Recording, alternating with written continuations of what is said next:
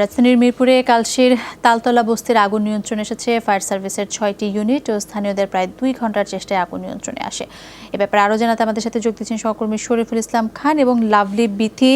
আমরা শুরুতে চলে যেতে চাই এই মুহূর্তে শরীফের কাছে। শরীফ, হতাহতের কোনো খবর রয়েছে কিনা বা ক্ষতির পরিমাণ আসলে কেমন সেটা কি জানা গেছে ইতিমধ্যে?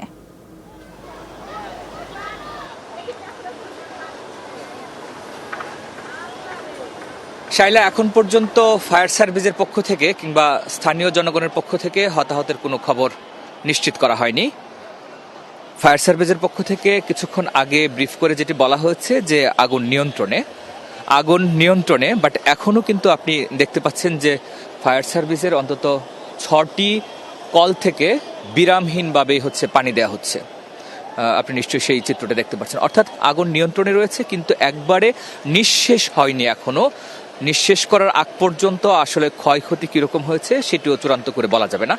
কিন্তু আমি স্থানীয়দের সঙ্গে কথা বলেছি এবং একজনের সঙ্গে কথা বলেছি যিনি প্রথম আগুন লাগা দেখেছেন, মানে যখন ধোঁয়া উঠেছে তখন দেখেছেন, তিনিই প্রথম ভিডিও করেছেন। এরকম অনেকের সঙ্গে আমরা কথা বলেছি। তারা বলছেন, কেউ বলছেন যে এখানে 80 থেকে 90টি পরিবার রয়েছে, কেউ বলছেন 100 থেকে 150টি পরিবার রয়েছে। ঠিক আপনি যেই জায়গাটি দেখতে পাচ্ছেন ঠিক তার পাশেই কিন্তু অনেকগুলো ভাঙাড়ির দোকান রয়েছে। প্রধান সড়কের পাশেই কিন্তু চারপাশে আবাসিক এলাকা, এর মধ্যেই একটা বস্তি। আরও সবচেয়ে বড় সমস্যা যেটি হয়েছে, স্থানীয়রা যেটি বলছিলেন, যখন তারা আগুন লাগার খবর ফায়ার সার্ভিসকে দিয়েছে তাৎক্ষণিকভাবেই কিন্তু যতক্ষণে ফায়ার সার্ভিস এসেছে তার আগে স্থানীয় যারা রয়েছেন, স্থানীয় জনগণ, উৎসুক জনতা, তাদের কারণেও কিন্তু আগুন নিভানোর কার্যক্রম কিছুটা ব্যাহত হয়েছে। এবং ফায়ার সার্ভিস কিন্তু সেটা বলেছেও যে তারা যতটা সম্ভব আন্তরিকতা নিয়ে, যত দ্রুত সম্ভব আন্তরিকতার সহিত তারা কাজটা করেছেন।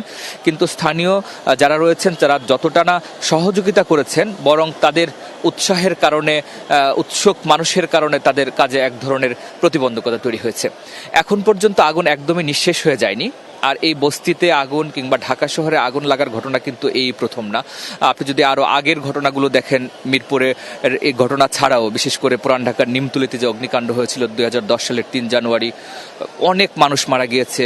গত বছর 21 ফেব্রুয়ারি রাতে চুরিহাট্টা ট্র্যাজেডি, যেটি সরকারি হিসেবে 78 জন মানুষ মারা গিয়েছে। এর বাইরে বনানী অগ্নিকাণ্ড হয়েছে।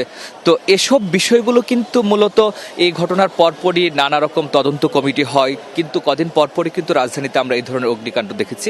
ফায়ার সার্ভিসের পক্ষ থেকে এখন পর্যন্ত তদন্ত কমিটি হবে কি হবে না, কখন হবে সেটা এখনো চূড়ান্ত করে বলা হয়নি। তবে বলছেন আগুন নিঃশেষ হওয়ার পর তারা পরবর্তী কার্যক্রমগুলো সম্পাদন করবেন। শাইলা।